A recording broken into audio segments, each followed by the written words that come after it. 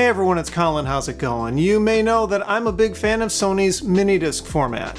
This time, let's take a look at one of the rarest MiniDisc decks of them all.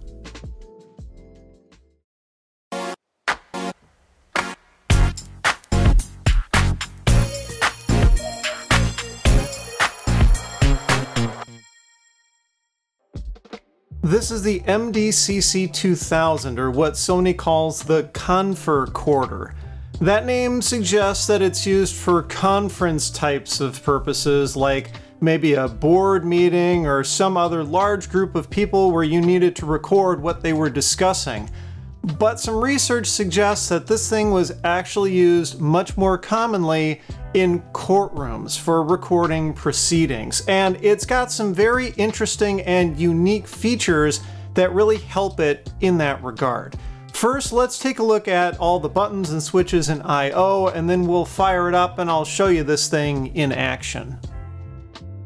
Something this thing does very differently compared to a lot of other standard MiniDisc decks is that it can record 4 channels simultaneously, and that's split across 8 XLR microphone inputs. So you basically can plug in 2 microphones per channel and the unit will mix them together. There are also 4 line level inputs, 1 for each channel, along with a few different outputs for going into, say, a PA system or an assisted listening system for people who are hard of hearing, that sort of thing. There's also a connection for an external display, although I haven't really been able to find much information about that, along with a serial port for connecting to a PC. Now, these ports on the left side are all about transcribing, so someone who's going in after the fact, listening to the audio, and basically typing it all out. There's this big multi-pin jack for a foot switch, which we'll look at a little later, along with a switch and a couple of outputs for a remote control, which also I can't find a ton of information on, and then a standard headphone jack. There isn't much on the right side except for this asset tag, which does give a little bit of a clue as to this unit's history.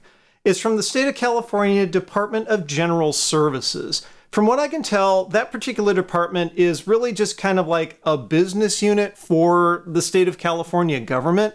Basically, they handle a lot of transactions with external companies and have their own procurement department. So if another department needed to buy equipment or gear or supplies, they would work through that procurement department in order to get it. I suspect this thing did see courtroom use, although probably not a ton of it because there really aren't any marks or major signs of wear on this unit at all. Unfortunately, it's difficult to nail that down, but that's just kind of what my gut is telling me, is that the court system in California had the Department of General Services procure this for them for their own purposes. Now, in addition to 4-channel recording, here's the other thing that makes this unit really unique. Dual mini-disc drives. You can load 2 discs in at the same time, and it can do what's called relay recording, where it records to one disc, and then when that one runs out, it'll automatically switch over to the second disc and keep recording. And even then, when it's switched over, you can eject the first disc, put a new one in, and it'll flip back when the second disc has filled up. So effectively, as long as you've got someone here to keep feeding this thing blank discs, it can record indefinitely. Okay, I've got this unit plugged in, and the first thing that's kind of serious about using it is the on-off switch is a key. And you can, of course, take the keys out so you can lock the unit turned off, but likewise, when you put the key in and turn it on, you can lock it on as well.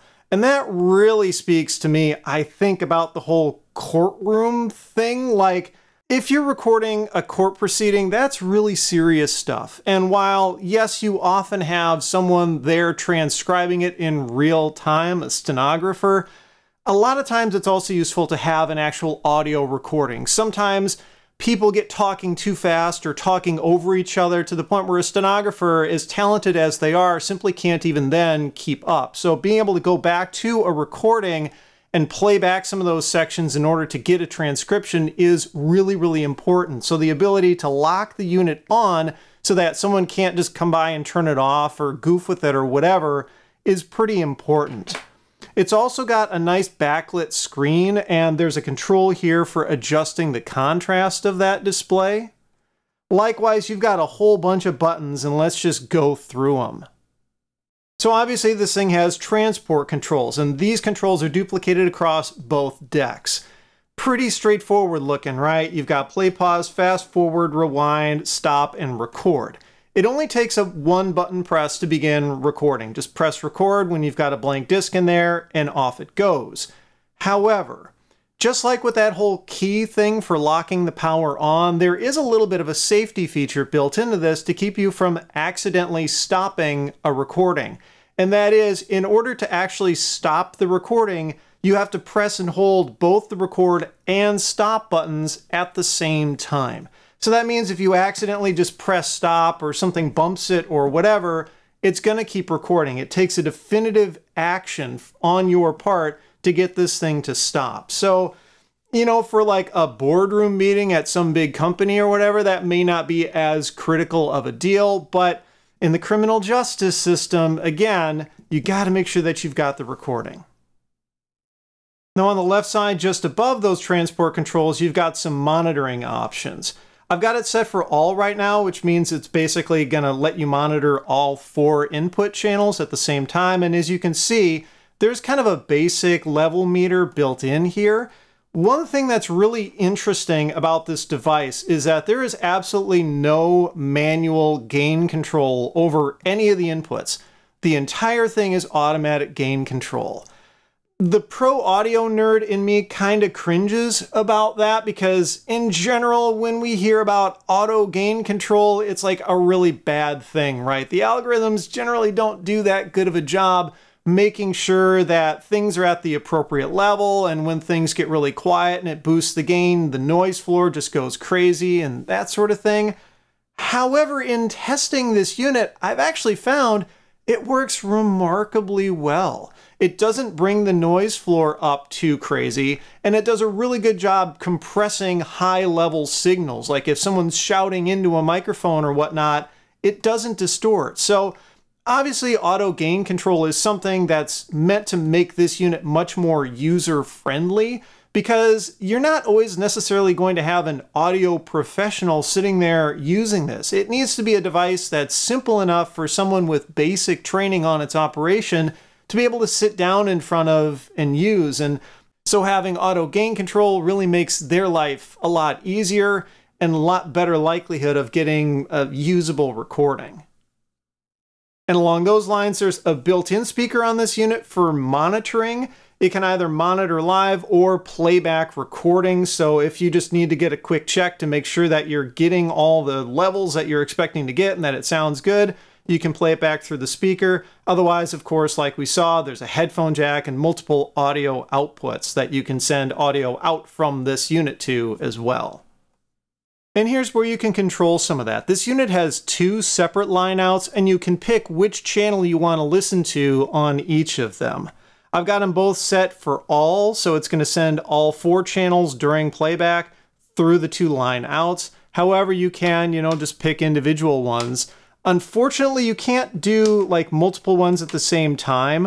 These ganged switches don't allow you to do that, so that's kind of a weird, interesting limitation, but it is what it is. There's also this switch, and that basically turns on the outputs to the PA, or what they call ADA, Americans with Disabilities Act, for like assistive listening devices. Anyone in the court who's hard of hearing, you can plug this into like an external wireless transmitter device, and then you can basically give that person wireless headphones so that they can crank the volume up to a level that they need in order to be able to hear. So this switch turns that functionality on and off, and when it's turned on, it's going to send a live feed from this unit out to those outputs. So it's not just the recorded audio, it's the actual live feed coming in. I'm not sure I would use this unit as like the primary basis for an installed PA type of system, like as your main mixer, but it could be useful if you need to do playback, or if it's a really small system and you don't otherwise need any sort of sound reinforcement in that space. Finally, you've got controls here for navigating the menus, changing options, that sort of thing. But then also a lot of these buttons are meant for dealing with index marks and trying to find where you want to go on the recording for playback purposes. Obviously, that was something really big with MiniDisc, is the ability to add track markers on the fly as you're recording and be able to do sorts of editing functions. This unit can't do any of the editing functions, and that's intentional. In fact, it prevents you from deleting any of the audio short of just reformatting the entire disk. It always goes into append mode, so if you stick a disk in here that already has recordings on it, it will always start recording from that last point and go onward. However, you can add a ton of index marks to that recording. I think the manual says you can do up to something like 200 index marks per disk.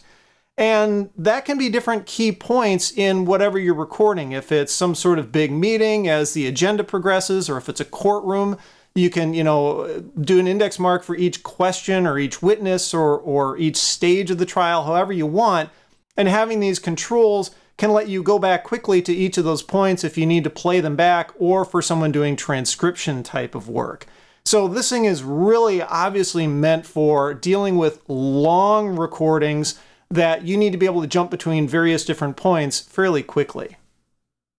Now, we've previously taken a look at a 4-channel MiniDisc recorder, but that unit was meant for a different purpose. It was for multi-track audio for use in like a home music recording studio. In order to record 4 channels of independent audio on that unit, and there were a couple of other models that did the same thing, you needed to use what was called Mdct discs. These look just like regular MiniDisc blanks, however, they're set up in such a way that they can basically be used to record raw data, about 140 megabytes or so.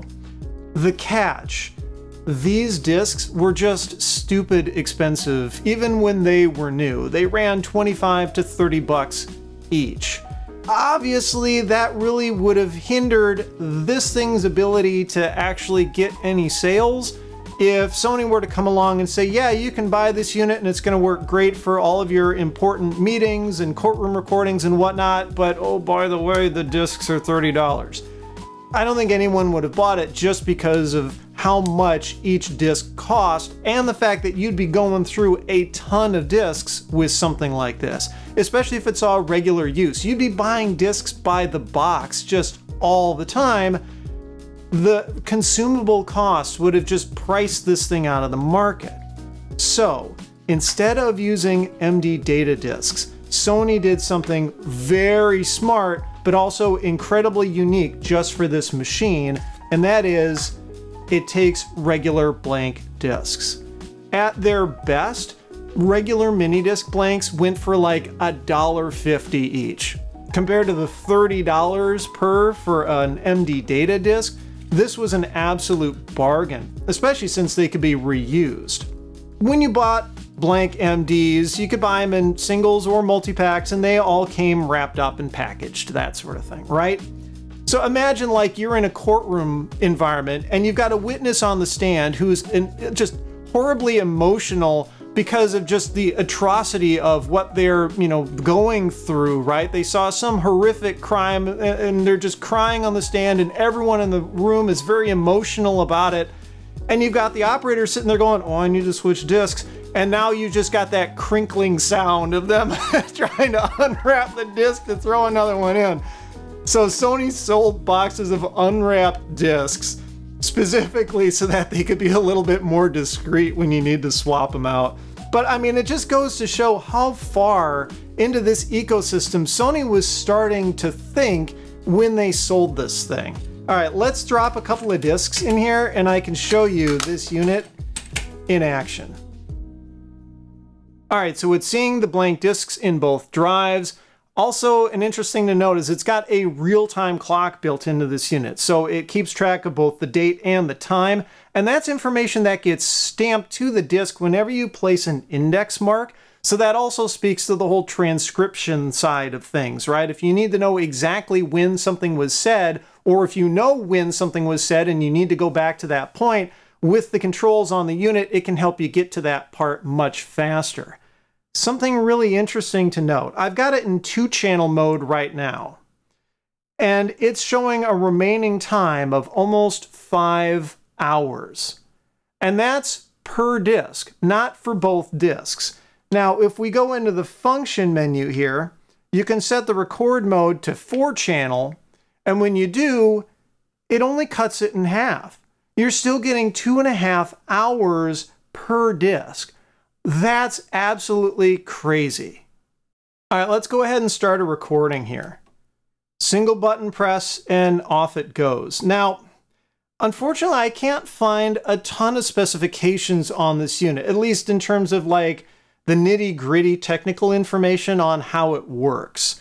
There is a spec page on the back of the owner's guide, and it talks a little bit about what this thing can do. In order to get that kind of runtime out of a disc, especially in 4 channels, clearly Sony is doing some serious work with the A-track compression algorithm that it used on MiniDisc. The manual says it's using A-track 3, which is one of the later versions.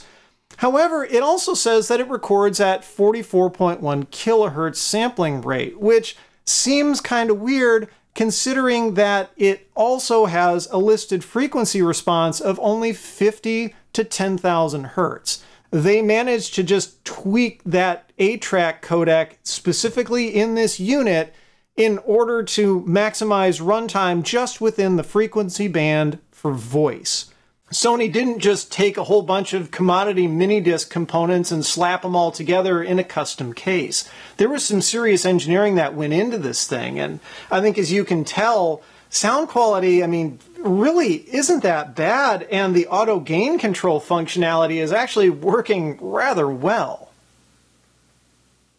Now, I'm not going to go through the menus and show every single function in this thing. In fact, the owner's manual is freely downloadable, and I'll include a link to it in the description if you want to read up on everything this thing can do.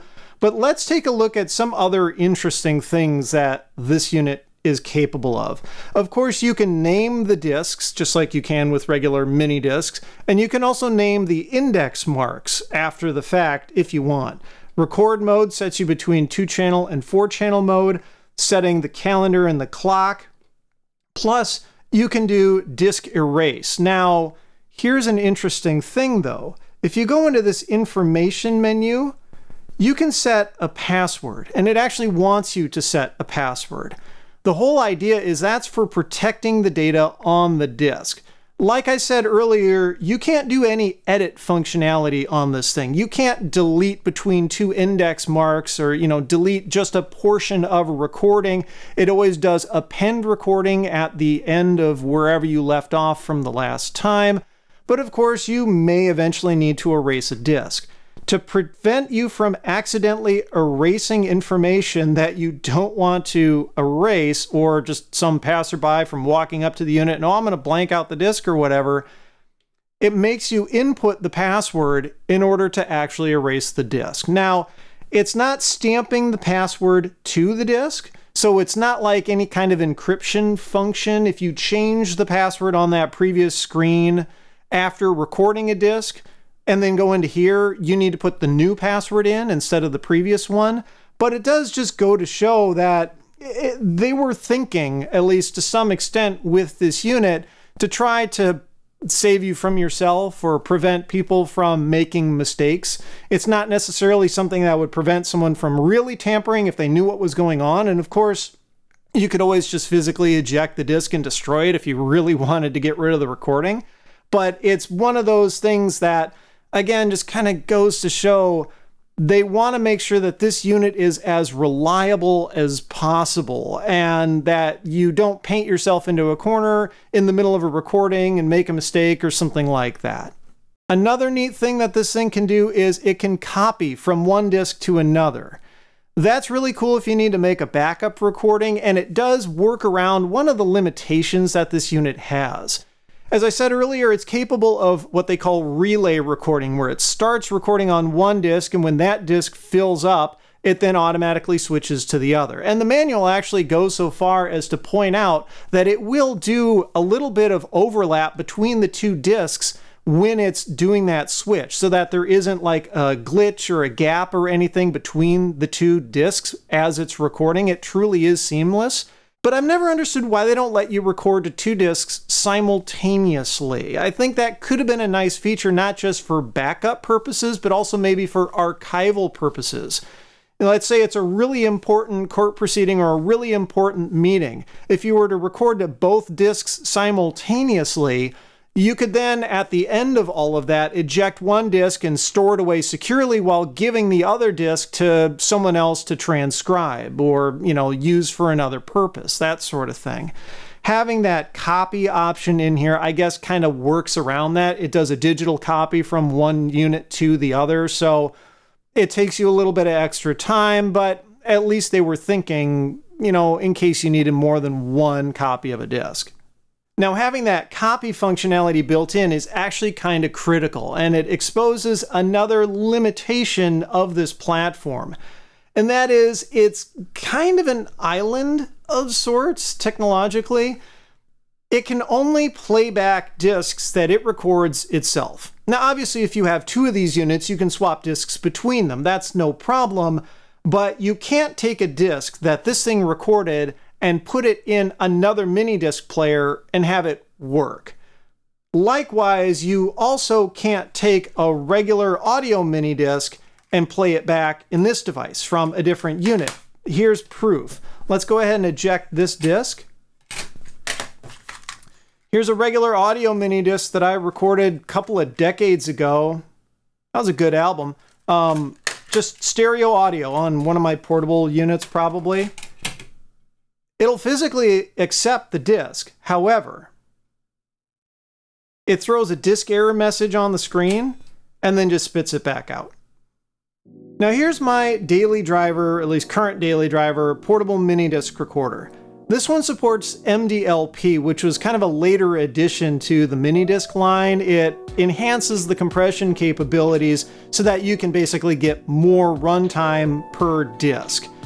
And I was thinking, maybe under the hood, this unit actually uses something like the LP2 or LP4 mode in order to get multi-track audio for such a long period of time on a standard consumer disc. Now, unfortunately, I don't think that's actually the case, or at least it's not a fully compatible version of MDLP. Maybe Sony was kind of just in the beginning stages of working on MDLP when this unit was designed and manufactured, because this device will actually read the disc. It can tell that there's audio there, and you can even press play and it'll act like it's playing. However, you never get any actual audio out of this thing. It's always just silent. And then take a look at the timer. It's counting up in seconds like it should, but it's going about as quarter as fast as it's supposed to. So clearly the compression algorithm that this unit uses is throwing this thing off just enough to keep it from working right. And that was a real bummer in some ways, because you couldn't just take a disc out of one of these and play it back in a consumer device. So if you needed to play back a disc from one of these, you basically needed another one of these multi-track units. That said, there were also kind of companion units for this called the Mdct 1000. And it's even harder to find information on. There's very, very little out there. It's basically just the transport controls and one deck. It's meant for playback only, really for someone to just do transcription. It's got the same controls for indexing and that sort of thing for jumping between different points, but it can't do any recording on its own. And if you did much transcription, this is the thing that you'd want to buy to go along with it. This is the optional foot control. It's got that big multi-pin connector on it that goes into the side. And the whole idea behind this thing is that instead of needing to, always mash the buttons on the unit itself, you can keep both hands on your computer keyboard and control playback through this. So you can press left on this with your foot to rewind, right on it to go forward, and then if you press the top part, that actually adjusts the playback speed. So you can speed up the real-time playback of the disc if you're just like a really good typist and you can keep up. If you let off this pedal entirely, then playback just stops. Now, what makes this thing so rare? It sounds like it's a really good device. This thing, however, was just a bit too niche for its own purposes. The proprietary nature of it kind of sucks, but at the same time, I can understand why Sony needed to do it in order to get this thing to work. And no doubt, this thing worked really, really well for the people who invested in them. I'm sure they loved using this thing just because of its ease of use and reliability and feature set. But not being compatible with other MiniDisc devices probably hurt its sales. The other thing that also likely very hurt its sales was the price. These were not sold through Sony's normal consumer audio division. You couldn't just run down to the electronics store and pick up one of these. These were sold through Sony's Pro Audio division, so you had to go through a dealer. I don't know what the actual sell price for one of these was, like if you really just bought one, but MSRP for the MDCC 2000 was $6,000 US. That playback only unit, the MDCT 1000, was $3,500. Yeah, it's nice that this thing can record to regular blank consumer discs to keep that cost down, but $6,000 is a lot for a unit like this. So I think it really kind of split people into two camps.